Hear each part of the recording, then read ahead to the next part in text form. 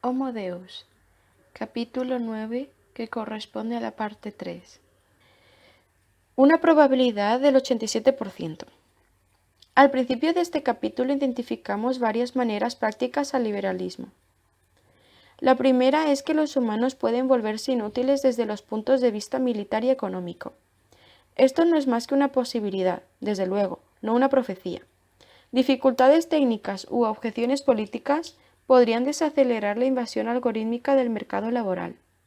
Alternativamente, puesto que gran parte de la mente humana es aún territorio inexplorado, no sabemos en verdad qué talentos ocultos pueden descubrir los humanos y qué nuevas profesiones podrían crear para sustituir las pérdidas. Sin embargo, quizá esto no sea suficiente para salvar al liberalismo, porque el liberalismo no solo cree en el valor de los seres humanos, también cree en el individualismo.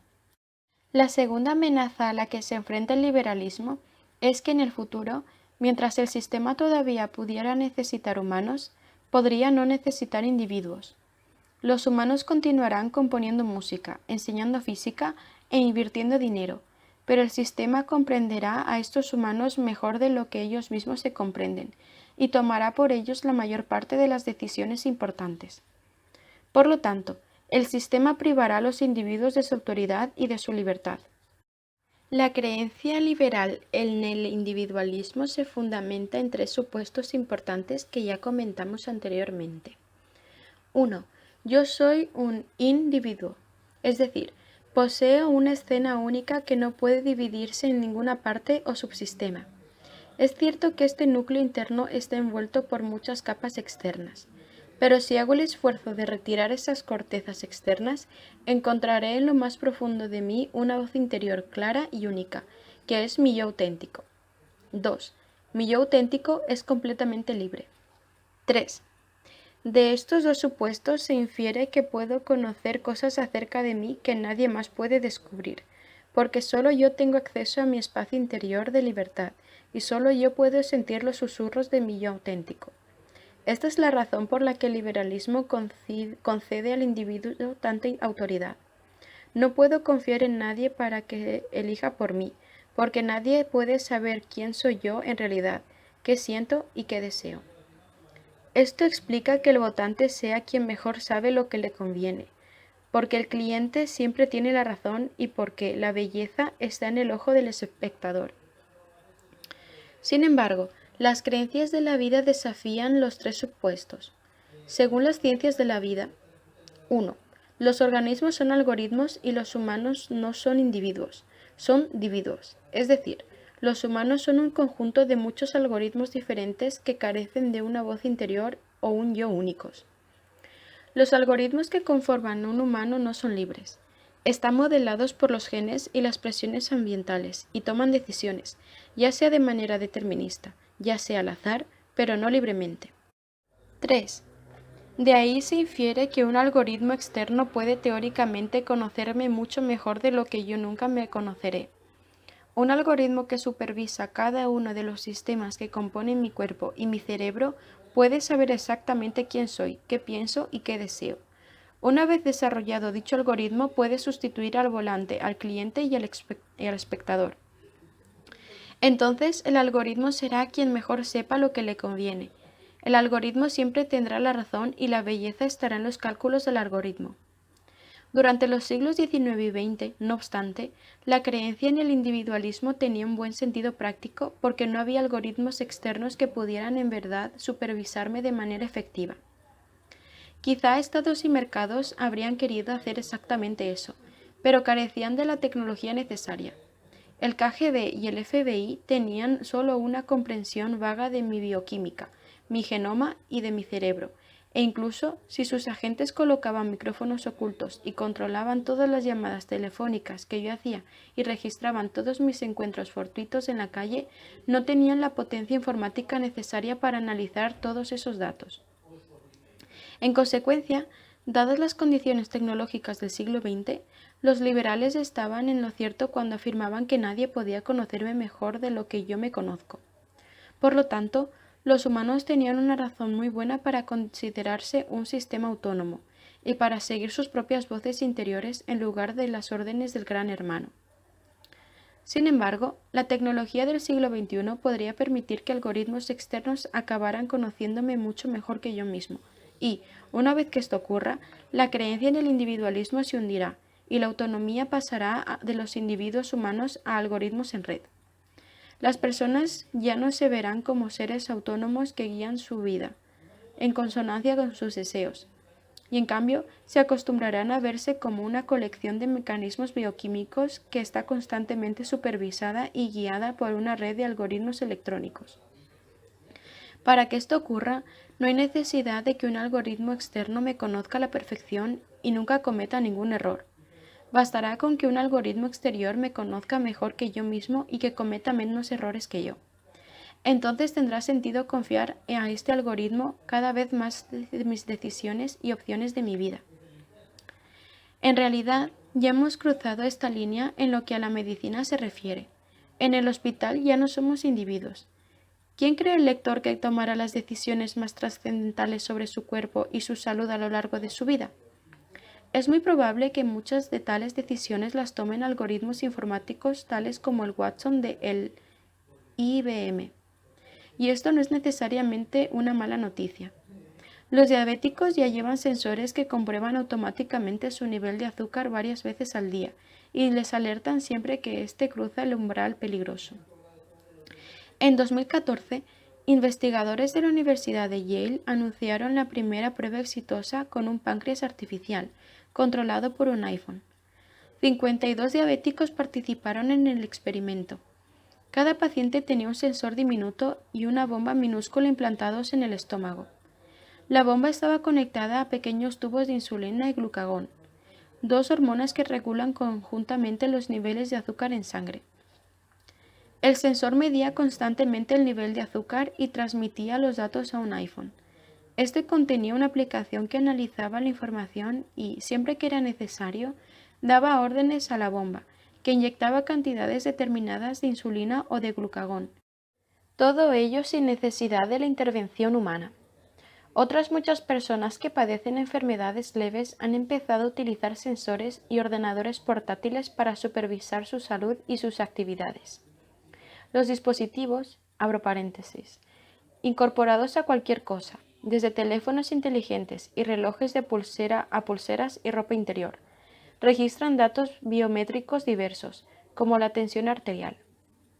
Después, los datos se suministran a sofisticados programas informáticos, que nos aconsejan sobre cómo cambiar nuestra dieta y rutinas cotidianas para gozar de mejor salud y de una vida más larga y productiva. Google, junto con otra gigantesca compañía farmacéutica, Novartis, desarrolla una lente de contacto que comprueba cada pocos segundos los niveles de glucosa en sangre analizando el contenido de las lágrimas. Pixie Scientific vende pañales inteligentes que analizan la caca del bebé en busca de indicios sobre la salud del niño.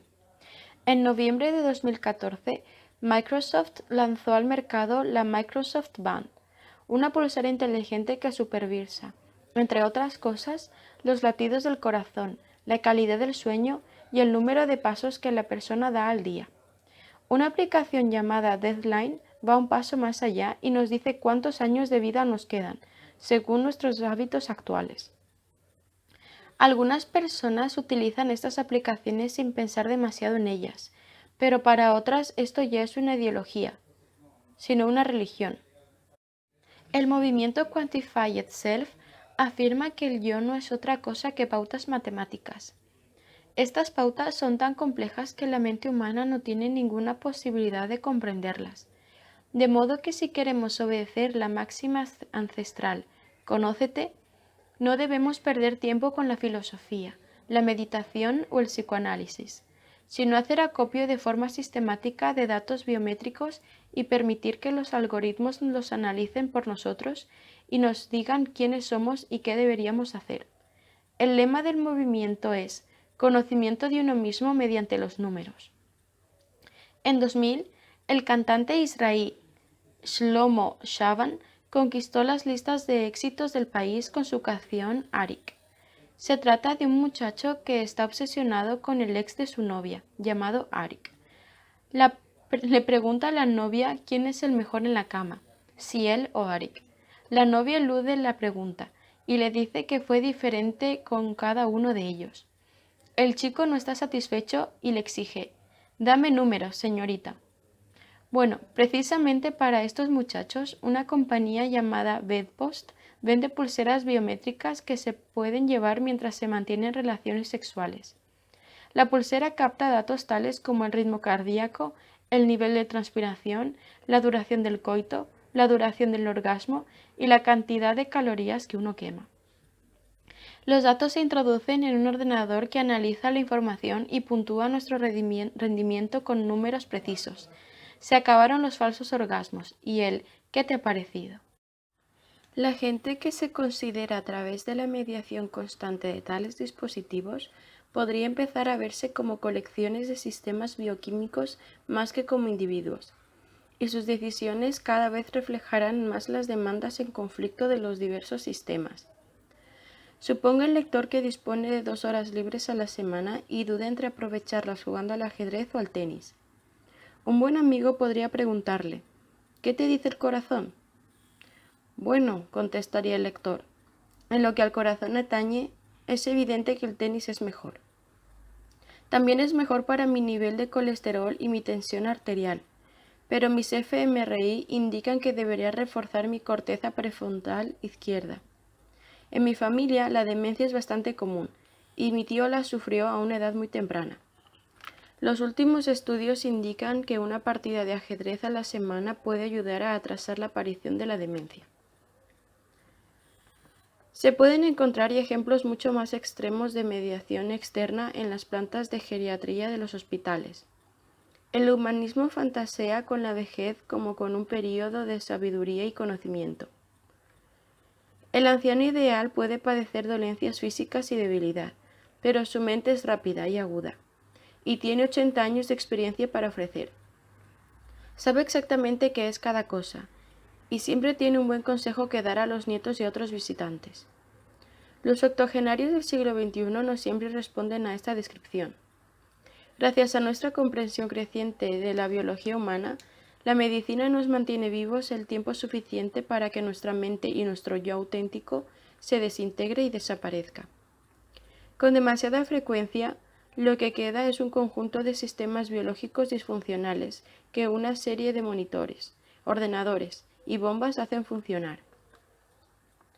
En un plano más profundo, a medida que las tecnologías genéticas se vayan integrando en la vida cotidiana y que la gente desarrolle relaciones cada vez más íntimas con su ADN, el yo único podría difuminarse aún más, y la auténtica voz interior disolverse en una ruidosa muchedumbre de genes. Cuando me enfrente a dilemas y decisiones difíciles, podría dejar de buscar mi voz interior y, en cambio, consultar mi parlamento genético interior. El 14 de mayo de 2013, la actriz Angelina Jolie publicó un artículo en el New York Times sobre su decisión de someterse a una doble mastectomía. Jolie había vivido durante años bajo la sombra del cáncer de mama, pues tanto su madre como su abuela murieron por esta causa a una edad relativamente temprana. Jolie se hizo una prueba genética que demostró que portaba una peligrosa mutación del gen BRCA1. Según estudios estadísticos recientes, las mujeres que portan dicha mutación tienen un 87% de probabilidades de desarrollar cáncer de mama. Aunque en aquellas fechas Jolie no tenía cáncer, decidió anticiparse a la temida enfermedad. En el artículo, Jolie explicaba que decidí no ocultar mi decisión porque hay muchas mujeres que no saben que podrían vivir bajo la sombra del cáncer. Mi esperanza es que también ellas pueden hacerse pruebas genéticas y que si tienen un riesgo elevado, sepan que también tienen opciones importantes. Someterse o no a una mastectomía es una decisión difícil y potencialmente mortal. Más allá de las incomodidades, peligros y costes de la operación y el posterior tratamiento, la decisión puede tener efectos trascendentales en la propia salud, la imagen corporal, el bienestar emocional y las relaciones personales. La decisión de Jolie y la valentía que demostró al hacerla pública causaron gran conmoción y le granjearon un aplauso y la admiración internacionales. En particular, muchos esperaban que la publicidad aumentara la conciencia de la medicina genética y de sus beneficios potenciales. Desde una perspectiva histórica, es interesante señalar la función fundamental que los algoritmos desempeñan en este caso. Cuando Jolie tomó una decisión tan importante sobre su vida, no subió a la cima de una montaña con vistas al océano, contempló el sol que se ponía entre las olas e intentó conectar con sus sentimientos más íntimos. En lugar de ello, prefirió escuchar a sus genes, cuya voz se manifestaba no en sentimientos, sino en números. Jolie no sintió ningún tipo de dolor o de malestar. Sus sentimientos le dijeron: relájate, todo está perfectamente bien. Pero los algoritmos informáticos que sus médicos emplearon dijeron algo muy distinto. No notas que haya ningún problema, pero en tu ADN hay una bomba de tiempo que está haciendo tic-tac. Haz algo al respecto ya. Por descontado, las emociones de Jolie y su personalidad única desempeñaron también una función esencial. Si otra mujer con una personalidad diferente hubiera descubierto que portaba la misma mutación genética, bien podría haber decidido no hacerse una mastectomía. Sin embargo, abro paréntesis, y aquí entramos en la zona de penumbra, ¿qué habría pasado si esa otra mujer hubiera descubierto que portaba no solo la peligrosa mutación BRCA1, sino también otra mutación en el gen ficticio ABCD3, que afecta a un área del cerebro responsable de la evaluación de probabilidades, con lo que hace que las personas subestimen los peligros? ¿Qué ocurriría si un estadístico le indicara a esa mujer que su madre, su abuela y otros familiares murieron jóvenes porque subestimaron diferentes riesgos de salud y no tomaron medidas precautorias? Con toda probabilidad, también el lector tomará decisiones importantes sobre su salud de la misma manera que Angelina Jolie. Se someterá a un análisis genético, a un análisis de sangre o una fMRI. Un algoritmo analizará los resultados en relación con enormes bases de datos estadísticas y después el lector aceptará la recomendación del algoritmo. Los algoritmos no se rebelarán ni nos esclavizarán. Más bien, serán tan buenos a la hora de tomar decisiones por nosotros que sería una locura no seguir sus consejos.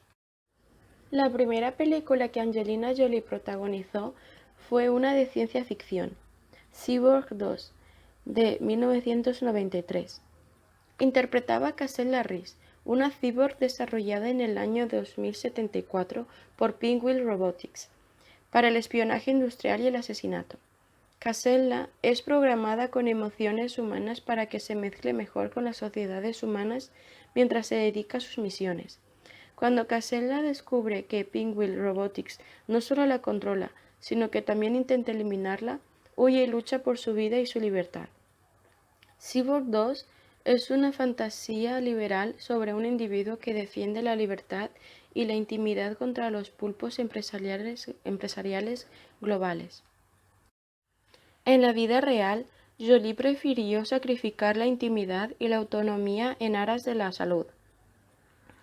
Un deseo similar de mejorar la salud humana bien podría hacer que la mayoría desmantelemos voluntariamente las barreras que protegen nuestros espacios privados y permitamos que las burocracias del Estado y las compañías internacionales accedan a nuestros recovecos más íntimos.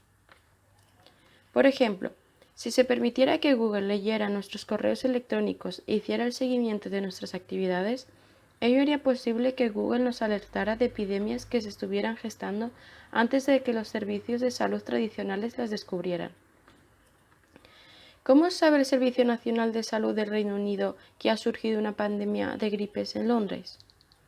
Mediante el análisis de los informes de miles de médicos que trabajan en centenares de clínicas. ¿Y cómo obtienen la información todos estos médicos? Bueno, cuando Mary se despierta una mañana y no se encuentra bien del todo, no va directamente al médico. Espera unas horas o incluso 1 o 2 días, con la esperanza de que una buena taza de té con miel le resuelva el problema. Cuando las cosas no mejoran, pide hora al médico, va a la clínica y describe los síntomas. El doctor introduce los datos en el ordenador y, con suerte, alguien en la sede central del Servicio Nacional de Salud analiza esos datos junto con informes que llegan procedentes de miles de otros médicos y llega a la conclusión de que está comenzando una epidemia de gripe. Todo esto lleva mucho tiempo. Google podría hacer lo mismo en minutos. Todo lo que necesita es supervisar las palabras que los londinenses escriben en sus correos electrónicos y en el buscador de Google, y cruzarlos con una base de datos de síntomas de enfermedades. Supongamos que en un día medio las palabras jaqueca, fiebre, náuseas y estornudo aparecen 100.000 veces en los correos electrónicos y en las búsquedas. Si hoy el algoritmo de Google advierte que estas palabras aparecen 300.000 veces, ¡bingo! Tenemos una epidemia de gripe. No hay necesidad de esperar que Mary vaya al médico. Aquella primera mañana en que se despertó encontrándose un poco mal y antes de ir a trabajar envió a un compañero un correo electrónico en el que decía: «Tengo jaqueca, pero iré». Esto es todo lo que Google necesita. Sin embargo, para que Google obre su magia, Mary tiene que permitir no solo que lea sus correos, sino que además comparta la información con las autoridades sanitarias. Si Angelina Jolie estaba dispuesta a sacrificar su intimidad con el fin de aumentar la concienciación ante el cáncer de mama, ¿por qué Mary no habría de hacer un sacrificio similar para luchar contra las epidemias? Esto no es una idea teórica.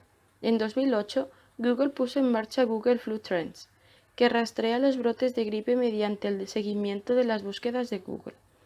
El servicio se encuentra aún en fase de desarrollo y, debido a limitaciones de privacidad, solo supervisa las palabras de búsqueda y supuestamente evita leer mensajes privados. Pero ya es capaz de detonar la alarma de gripe 10 días antes de que los servicios de salud tradicionales. Un proyecto más ambicioso es el llamado Google Baseline Study. Google intenta construir una base de datos gigantesca sobre salud humana, estableciendo el perfil de salud perfecta. Con suerte, esta permitirá identificar incluso las menores desviaciones del umbral de base y alertará a las personas que empiezan a desarrollar problemas de salud como el cáncer, con lo que podrán atajarse. El Baseline Study encaja en toda una línea de productos llamados Google Fit. Dichos productos se incorporarán a artículos personales como ropa, pulseras, zapatos y gafas, y acopiarán un torrente interminable de datos biométricos. La idea es que Google Fit alimente el Baseline Study con los datos que necesita. Pero las compañías como Google quieren ir mucho más allá de los artículos llevables. Actualmente, el mercado de las pruebas de ADN está creciendo a pasos agigantados.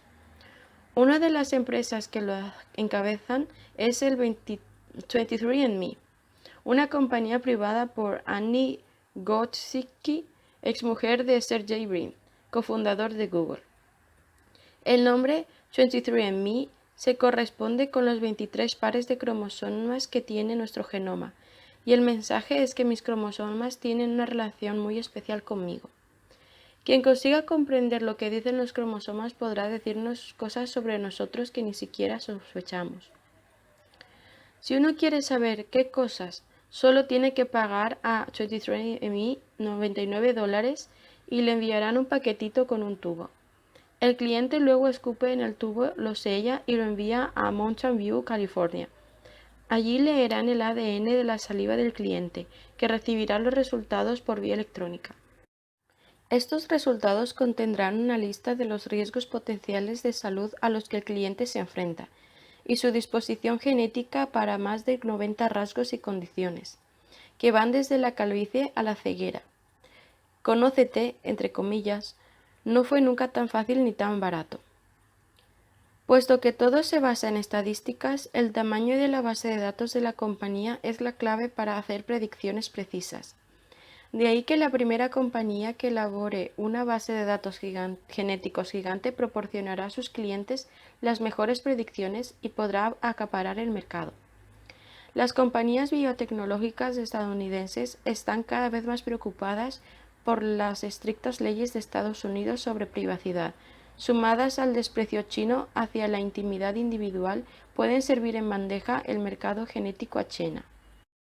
Si conectamos todos los puntos y si concedemos a Google y a sus competidores acceso libre a nuestros dispositivos biométricos, a los análisis de nuestro ADN y a nuestro historial médico, conseguiremos un servicio médico que lo sabrá todo, que no solo combatirá las epidemias, sino que nos protegerá del cáncer, los infartos y el Alzheimer. Pero con esta base de datos a su disposición, Google podría hacer mucho más. Imagine el lector un sistema que, en palabras de la famosa canción de Police, vigile cada bocanada de aire que inhale, cada movimiento que haga y cada lazo que rompa. Un sistema que supervise su cuenta bancaria y su ritmo cardíaco, sus niveles de azúcar y sus aventuras sexuales. Es evidente que conocerá al lector mucho mejor de lo que éste se conoce a sí mismo. Los autoengaños y las ilusiones que hacen que la gente quede atrapada en malas compañías, carreras equivocadas y hábitos perniciosos no engañarán a Google. A diferencia del yo narrador que nos controla en la actualidad, Google no tomará decisiones a partir de relatos amañados, no caerá en la trampa de atajos cognitivos ni se guiará por la regla de la parte culminante, parte final. Google recordará en verdad cada proceso que damos y cada mano que estrechemos. Muchas personas estarán encantadas de transferir gran parte de sus procesos de toma de decisiones a manos de un sistema de este tipo, o al menos de consultar con él siempre que se enfrenten a decisiones importantes. Google nos aconsejará qué película ver, a dónde ir de vacaciones, qué estudiar en la universidad, qué oferta laboral aceptar e incluso con quién salir y casarse. Oye, Google, le dirá, tanto John como Paul me cortejan. Los dos me gustan, pero de una manera diferente y me está costando mucho decidirme. Considerando todo lo que sabes, ¿qué me aconsejas que haga? Y Google contestará, bueno, no te conozco desde el día que naciste. He leído todos tus correos electrónicos y registrado todas tus llamadas telefónicas y conozco tus películas favoritas, tu ADN y el historial completo de tu corazón. Tengo datos exactos acerca de cada cita que has tenido y, si quieres, puedo mostrarte gráficos segundo a segundo de tu ritmo cardíaco, tensión arterial y niveles de azúcar de cada vez que quedaste con John o con Paul. Si es necesario, incluso puedo proporcionarte una puntuación matemática precisa en cada encuentro sexual que tuviste con uno u otro. Y naturalmente, los conozco también como a ti.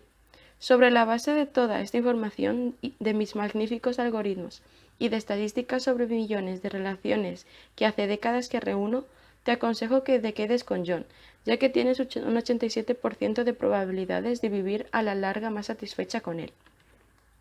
De hecho, te conozco tanto que también sé que no te gusta esta respuesta. Paul es mucho más guapo que John, y puesto que concedes tanto peso a la experiencia externa, querías secretamente que yo te dijera Paul. La apariencia es importante, desde luego, pero no tanto como crees. Tus algoritmos bioquímicos, abro paréntesis, que evolucionaron hace decenas de miles de años en la sabana africana, conceden a la apariencia un 35% de la puntuación global de parejas potenciales. Mis algoritmos, que se basan en estudios y las estadísticas más actualizados, dicen que el aspecto solo tiene un 14% de impacto en el éxito a largo plazo de las relaciones románticas. Así, aunque he tenido en cuenta la apariencia de Paul, continúo diciéndote que estarás mejor con John. A cambio de estos devotos servicios de asesoramiento, solo tendremos que abandonar la idea de que los humanos son individuos y de que cada humano tiene un libre albedrío que determina qué es bueno, qué es hermoso y cuál es el sentido de la vida. Los humanos ya no serán entidades autónomas dirigidas por los relatos que inventa su yo narrador. En cambio, será parte integral de una enorme red global. El liberalismo sacraliza al yo narrador y le permite votar en los colegios electorales, en el supermercado y en el mercado matrimonial. Durante siglos esto ha tenido sentido, porque aunque el yo narrador creía en todo tipo de ficciones y fantasías, no había sistema alternativo que me conociera mejor. Pero teniendo un sistema que me conoce mejor, sería insensato dejar la autoridad en manos del yo narrador. Los hábitos liberales como las elecciones democráticas quedarán obsoletos, porque Google podrá describir incluso mis propias opiniones políticas mejor que yo. Cuando me hallo detrás de la cortina en la cabina, a punto de votar, el liberalismo me instruye para que consulte mi yo auténtico y elija aquel candidato o partido que represente mis deseos más íntimos. Pero las ciencias de la vida indican que cuando yo estoy allí, tras la cortina, En verdad no recuerdo todo lo que he sentido y pensado en los años transcurridos desde las últimas elecciones. Además, me ha bombardeado una aluvión de propaganda, recuerdos manipulados y aleatorios que bien podrían estar distorsionando mis decisiones. Al igual que en el experimento de Kahneman con el agua fría, también en política el narrador sigue la regla de la parte culminante y la parte final. Olvida la inmensa mayoría de los acontecimientos, recuerda solo unos pocos episodios extremos y confiere un peso totalmente desproporcionado a sucesos recientes. Durante 4 largos años puedo estar quejándome repetidamente de la política del primer ministro y diciendo a quien quiera que quiera escucharme que será la ruina de todos nosotros. Sin embargo, en los meses anteriores a las elecciones, el gobierno recorta los impuestos y gasta generosamente el dinero. El partido gobernante contrata a los mejores creativos para que conduzcan una campaña brillante, con una mezcla bien equilibrada de amenazas y promesas que van dirigidas directamente al centro del miedo de mi cerebro. La mañana de las elecciones me levanto con un resfriado que afecta mis procesos mentales y me hace preferir la seguridad y la estabilidad a todas las demás consideraciones. Y voilà, envío al hombre que será la, entre comillas, ruina de todos nosotros, de nuevo a presidir el gobierno por otros 4 años. Solo con que hubiera autorizado a Google para que votara por mí podría haberme librado de esta suerte. Como todo el mundo sabe, Google no nació ayer. Aunque no pasa por alto la reciente reducción de impuestos y las promesas electorales, también recuerda lo que ha ocurrido a lo largo de los últimos 4 años. Sabe cuál era mi presión sanguínea cada vez que leía los periódicos de la mañana y cómo mi nivel de dopamina caía por los suelos mientras veía las noticias de la noche. Google sabrá cribar los eslóganes vacíos de los manipuladores. Google también sabrá que la enfermedad hace que los votantes se inclinen un poco más a la derecha de lo habitual y lo compensará. Por lo tanto, Google podrá votar no según mi estado mental momentáneo ni las fantasías del yo narrador, sino más bien según los sentimientos e intereses reales de la colección de algoritmos que conocemos como yo. Naturalmente, Google no siempre acertará. Después de todo, se trata solo de probabilidades. Pero si toma suficientes decisiones buenas, la gente le concederá cada vez más autoridad. A medida que pase el tiempo, las bases de datos aumentarán, las estadísticas se harán más precisas, los algoritmos mejorarán y las decisiones serán todavía mejores. El sistema nunca me conocerá a la perfección y nunca será infalible, pero no hay necesidad de ello.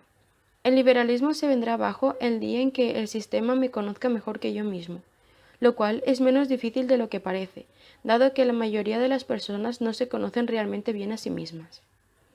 Un estudio reciente encargado por la némesis de Google, Facebook, ha indicado que ya en la actualidad el algoritmo de Facebook es un mejor juez de las personalidades y disposiciones humanas incluso que los amigos, familiares y cónyuges.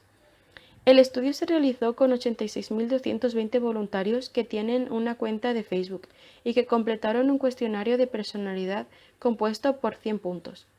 El algoritmo de Facebook precedía las respuestas de los voluntarios basándose en me gusta de Facebook, de páginas web, imágenes y vídeos destacaban con la opción de me gusta. Las predicciones de algoritmos se compararon con las de compañeros de trabajo, amigos, familiares y cónyuges. De manera sorprendente, el algoritmo necesitó un conjunto de solo 10 me gusta para superar las predicciones de los compañeros de trabajo. Necesitó 70 me gusta para superar la de los amigos, y 150 superar la de los familiares, y 300 para hacerlo mejor que sus cónyuges.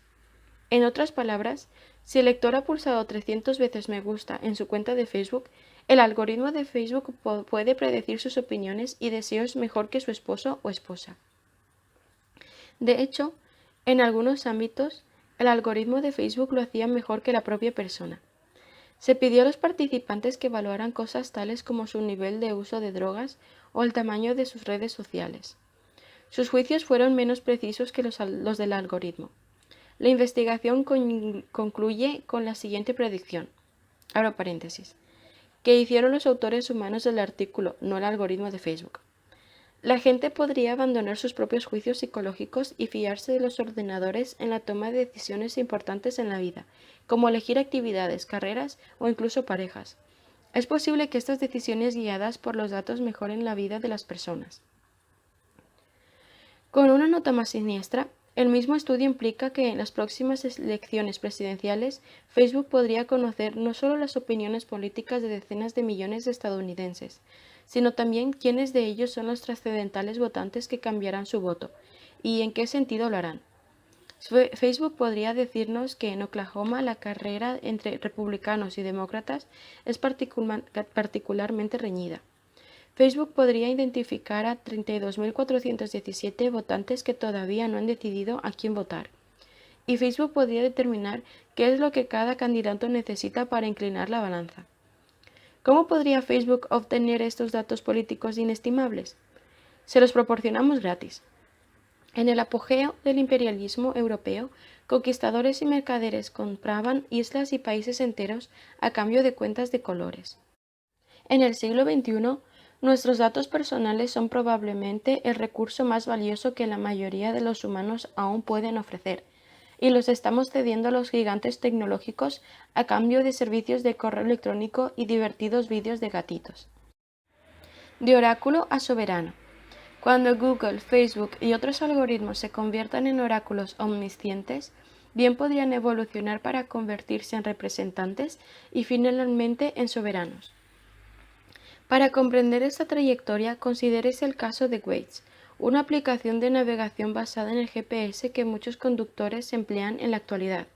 Sin embargo, Waze no es solo un mapa.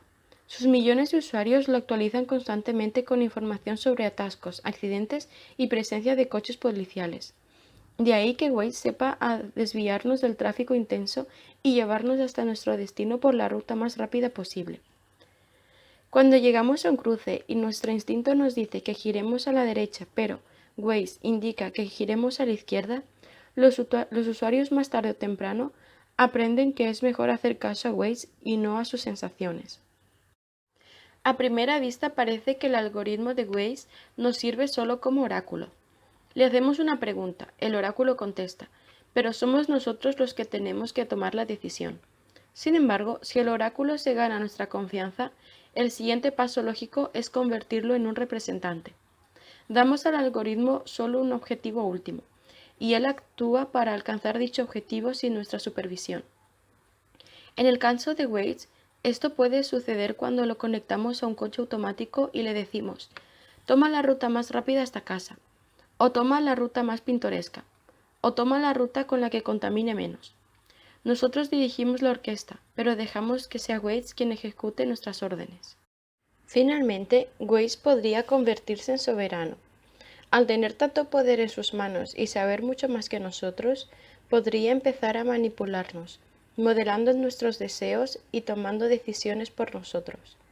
Por ejemplo, supongamos que debido a que Waze es bueno, todo el mundo empieza a usarlo.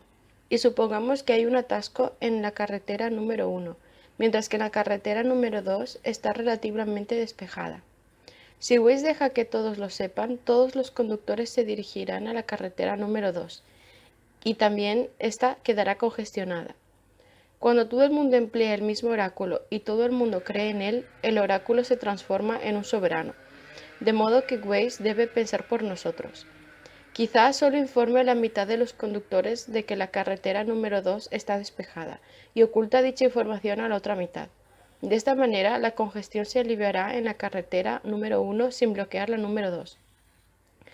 Microsoft está desarrollando un sistema mucho más sofisticado llamado Cortana, nombre que procede de un personaje de inteligencia artificial de su popular serie de videojuegos, Halo.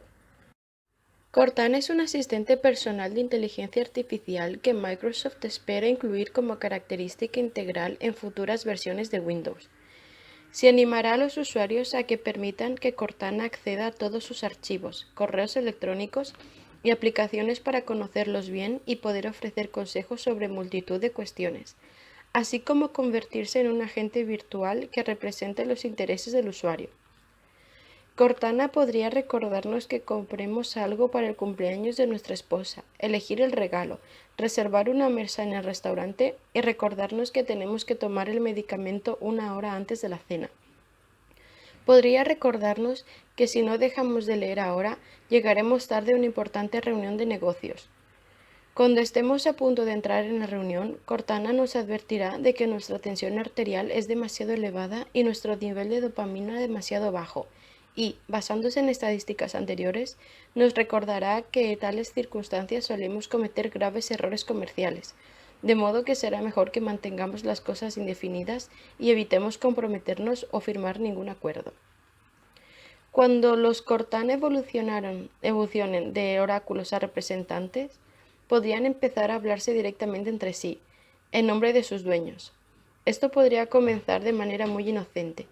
Cuando mi Cortana contacte con el tuyo, podrá acordar un lugar y una fecha de reunión. Al poco tiempo, un empresario podría decirme que no me moleste en enviarle mi currículum, sino que sencillamente deje que su Cortana pregunte a mi Cortana. O el Cortana de un amante potencial podría acercarse a mi Cortana, y los dos podrían comparar notas para decir si haríamos buena pareja, sin que los dueños humanos lo sepamos. A medida que los Cortana adquieran autoridad, podrían empezar a manipularse los unos a los otros en beneficio de los intereses de sus dueños, de modo que el éxito en el mercado laboral o en el matrimonial podría depender cada vez más de la calidad de nuestro Cortana. La gente rica que posea el Cortana más actualizado tendría una ventaja decisiva sobre la gente pobre con versiones más antiguas. Pero la cuestión más turbia de todas se refiere a la identidad del dueño del Cortana. Tal como hemos visto, los humanos no son individuos y no poseen un único yo unificado. Así pues, ¿a qué intereses servirá Cortana? Supongamos que mi yo narrador toma en Año Nuevo la decisión de empezar a hacer dieta y a ir al gimnasio a diario. Una semana después, cuando llega la hora de ir al gimnasio, el yo experimentador le dice a Cortana que conecte el televisor y pide una pizza. ¿Qué tendrá que hacer el Cortana? ¿Tendrá que obedecer al yo experimentador o a la decisión que una semana antes tomó el yo narrador? El lector podría preguntar si Cortana es realmente diferente de un reloj despertador que el yo narrador programa por la noche para despertar al yo experimentador con tiempo suficiente de llegar puntual al trabajo. Pero Cortana tendrá mucho más poder sobre mí que un reloj despertador. El yo experimentador puede silenciar el despertador solo con pulsar un botón. En cambio, Cortana me conocerá tan bien que sabrá exactamente qué botones internos pulsar para hacer que yo siga su consejo. El Cortana de Microsoft no está solo en este juego. Now de Google y Siri de Apple apuntan en la misma dirección. También Amazon emplea algoritmos que nos estudian constantemente y usan su conocimiento para recomendar productos. Cuando voy a una librería física, deambulo entre las estanterías y confío en mis sensaciones para escoger el libro adecuado. Cuando voy a la tienda virtual de Amazon, aparece inmediatamente un algoritmo que me dice: sé qué libros te gustaron en el pasado. A personas con gustos similares también les gusta este o aquel libro. Maravilloso. Y esto es solo el principio. Hoy en día, en Estados Unidos, hay más gente que lee libros digitales que volúmenes impresos. Dispositivos como el Kindle de Amazon pueden acopiar datos de sus usuarios mientras estos leen el libro. Por ejemplo, nuestro Kindle puede supervisar qué partes del libro leemos deprisa y cuáles despacio, en qué página hicimos una pausa y en qué frase abandonamos el libro y no volvimos a abrirlo. Abro paréntesis. Será mejor decirle al autor que reescriba este fragmento. Si el Kindle se mejora con reconocimiento facial y sensores biométricos, podrá saber cómo influyó cada frase que leímos en nuestro ritmo cardíaco y tensión arterial. Podrá saber qué nos hizo reír y qué nos entristeció, y qué nos enfureció.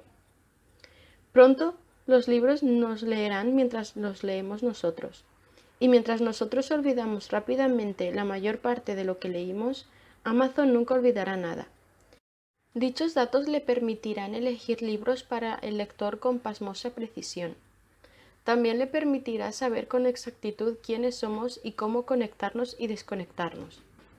Al final, podríamos llegar a un punto en el que fuera imposible desconectarnos de esta red omnisciente, ni siquiera por un momento. La desconexión significará la muerte. Si las expectativas médicas se hacen realidad, la gente del futuro incorporará a su cuerpo una serie de dispositivos biométricos, órganos biónicos y nanorobots que supervisarán su salud y la defenderán de infecciones, enfermedades y lesiones. Pero estos dispositivos tendrán que estar permanentemente conectados a la red, tanto para actualizarlos con las últimas noticias médicas como para protegerlos de las nuevas plagas del ciberespacio. De la misma manera que mi ordenador casero sufre ataques constantes de virus, gusanos y troyanos, lo mismo le ocurrirá a mi marcapasos, a mi audífono y a mi sistema inmunitario nanotecnológico. Si no actualizo regularmente el programa antivirus de mi cuerpo, un día me despertaré y descubriré que los millones de nanorobots que recorren mis venas están ahora controlados por un pirata informático norcoreano. Así, las nuevas tecnologías del siglo XXI podrían invertir la revolución humanista, despojando a los humanos de su autoridad y confiriendo en cambio poderes a algoritmos no humanos. Si el lector le horroriza esta deriva, no culpe a los frikis de los ordenadores.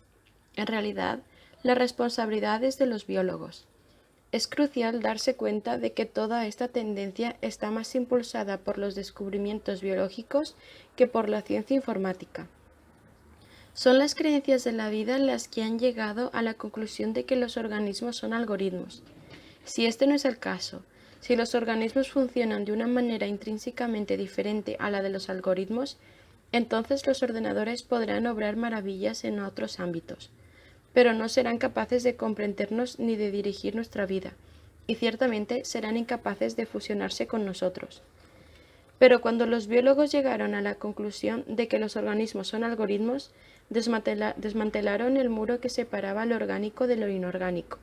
Transformaron la revolución informática, que pasó de ser un asunto simplemente mecánico a un cataclismo biológico, y transfirieron la autoridad de los individuos humanos a los algoritmos conectados en red. Hay algunas personas que están ciertamente horrorizadas por esta situación, pero el hecho es que hay millones que la aceptan de buen grado. Hoy en día, en realidad, somos muchos los que cedemos nuestra privacidad y nuestra individualidad, publicamos todo lo que hacemos, vivimos conectados a la red y nos ponemos histéricos si la conexión se interrumpe, aunque solo sea por unos minutos. La transferencia de la autoridad de los humanos a los algoritmos se está dando a nuestro alrededor, no como resultado de una decisión gubernamental crucial, sino debido a una avalancha de decisiones mundanas. El resultado no será un estado policíaco orwelliano. Siempre nos preparamos para el último enemigo, aun cuando nos enfrentamos a una amenaza totalmente nueva. Los defensores de la individualidad humana hacen guardia frente a la tiranía del colectivo, sin darse cuenta de que la individualidad humana está ahora amenazada desde la dirección opuesta. El individuo no será aplastado por el gran hermano, se desintegrará desde dentro. Hoy, la mayoría de las empresas y los gobiernos rinden homenaje a mi individualidad y prometen proporcionar medicina, educación y diversión personalizadas, adaptadas a mis necesidades y deseos únicos. Pero para poder llegar a hacerlo, empresas y gobiernos necesitan antes descomponerme en subsistemas bioquímicos, supervisar dichos subsistemas con sensores ubicuos y descifrar su funcionamiento por medio de potentes algoritmos. En el proceso se revelará que el individuo no es más que una fantasía religiosa. La realidad será una malla de algoritmos bioquímicos y electrónicos sin fronteras claras y sin núcleos individuales. Mejorar la desigualdad. Hasta aquí hemos considerado dos de las tres amenazas prácticas al liberalismo. Primera, que los humanos perderán completamente su valor. Segunda, que los humanos seguirán siendo valiosos colectivamente, pero perderán su autoridad individual, y en cambio serán gestionados por algoritmos externos. El sistema seguirá necesitándonos para que compongamos sintonías, enseñemos historia o escribamos códigos informáticos, pero nos conocerá mejor que nosotros mismos, y por lo tanto tomará por nosotros la mayoría de las decisiones importantes, y nosotros estaremos encantados de que lo haga. No será necesariamente un mal mundo, sin embargo, será un mundo posliberal. La tercera amenaza para el liberalismo es que algunas personas seguirán siendo a la vez indispensables e indescifrables, pero constituirán una élite reducida y privilegiada de humanos mejorados. Estos superhumanos gozarán de capacidades inauditas y de creatividad sin precedentes, lo que les permitirá seguir tomando muchas de las decisiones más importantes del mundo. Desempeñarán servicios cruciales para el sistema, mientras que el sistema no podrá entenderlos ni gestionarlos. Sin embargo, la mayoría de los humanos no serán mejorados, y en consecuencia se convertirán en una casta inferior, dominada por tanto por los algoritmos informáticos como por los nuevos superhumanos. Dividir a la humanidad en castas biológicas destruirá los cimientos de la ideología liberal. El liberalismo puede coexistir con brechas socioeconómicas. En realidad, puesto que favorece la libertad más que la igualdad, da por sentadas dichas brechas. Sin embargo, el liberalismo todavía presupone que todos los seres humanos tienen el valor igual e autoridad igual. Desde una perspectiva liberal, es perfectamente correcto que una persona sea multimillonaria y viva en un lujoso castillo, mientras que otra sea campesina, pobre y viva en una choza de paja. Porque, según el liberalismo, las experiencias únicas del campesino siguen siendo tan valiosas como las del multimillonario. Esta es la razón por la que los autores liberales escriben extensas novelas sobre las experiencias de los campesinos pobres, y por la que incluso los multimillonarios leen ávidamente sus libros. Si el lector va a Broadway o a Covent Garden a ver Los Miserables, descubrirá que los asientos buenos cuestan centenares de dólares y que la suma de la riqueza del público probablemente alcance miles de millones, pero que, aún así, empatizan con Jean Valjean, que cumplió 19 años de cárcel por robar una hogaza de pan para darle de comer a sus hambrientos sobrinos. La misma lógica opera el día de las elecciones, cuando el voto del campesino pobre vale exactamente lo mismo que el del multimillonario. La solución liberal a la desigualdad social es conceder el mismo valor a las diferentes experiencias humanas, en lugar de crear las mismas experiencias para todos. Sin embargo, ¿cuál será la suerte de esta solución cuando ricos y pobres estén separados no solo por la riqueza, sino también por las brechas biológicas reales? En su artículo del New York Times, Angelina Jolie se refería a los elevados costes de las pruebas genéticas.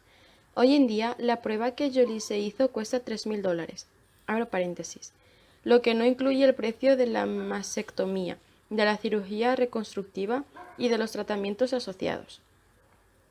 Esto en un mundo en el que 1.000 millones de personas ganan menos de $1 al día y otros 1.500 millones entre 1 y 2 dólares diarios. Aunque trabajen con ahínco toda la vida, nunca podrán costearse una prueba genética de $3.000. Y las brechas económicas no hacen más que ensancharse.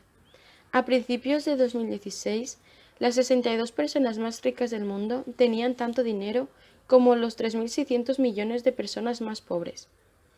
Puesto que la población mundial es de alrededor de 7.200 millones de personas, ello significa que estos 62 multimillonarios acumulan el conjunto de tanta riqueza como toda la mitad inferior de la humanidad. Es probable que el coste de las pruebas de ADN se reduzca con el tiempo, pero constantemente aparecen procedimientos nuevos y caros. De modo que mientras los tratamientos antiguos se podrán gradualmente al alcance de las masas, las élites se encontrarán siempre un par de pasos por delante. A lo largo de la historia, los ricos han gozado de muchas ventajas sociales y políticas, pero nunca había habido una enorme brecha biológica que los separa de los pobres. Los aristócratas medievales afirmaban que por sus venas corría sangre azul superior y los brahmanes hindúes insistían que eran naturalmente más listos que nadie. Pero esto era pura ficción.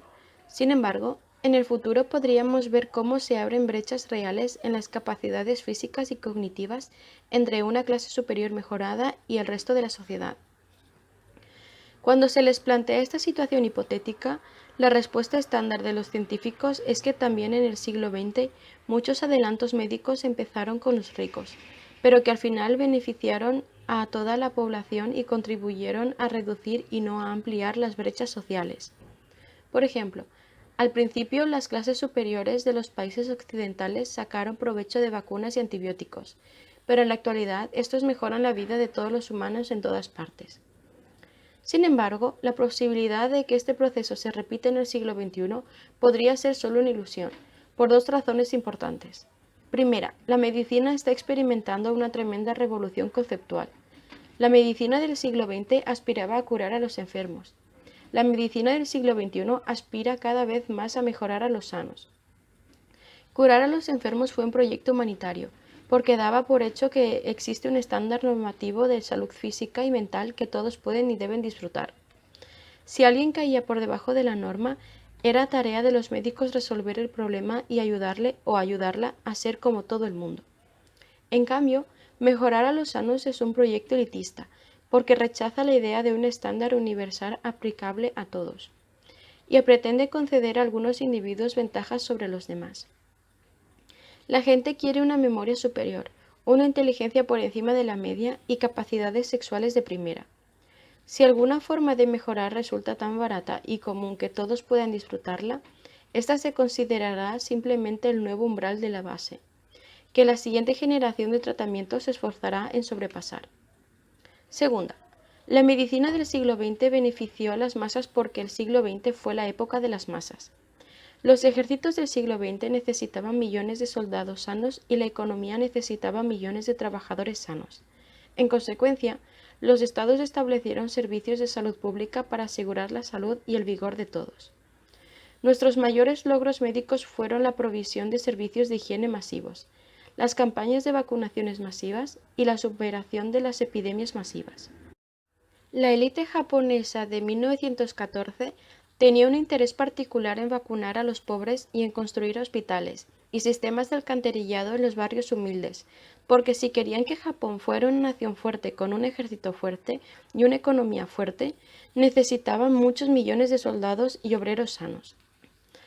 Pero la época de las masas podría haber terminado, y con ella la época de la medicina de masas.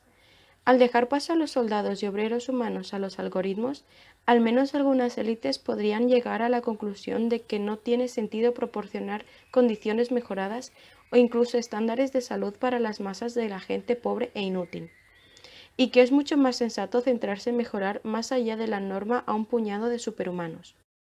En la actualidad, la tasa de natalidad ya está cayendo en países tecnológicamente avanzados como Japón y Corea del Sur, donde se realizan esfuerzos prodigiosos en la crianza y la educación de cada vez menos niños, de los que se espera cada vez más.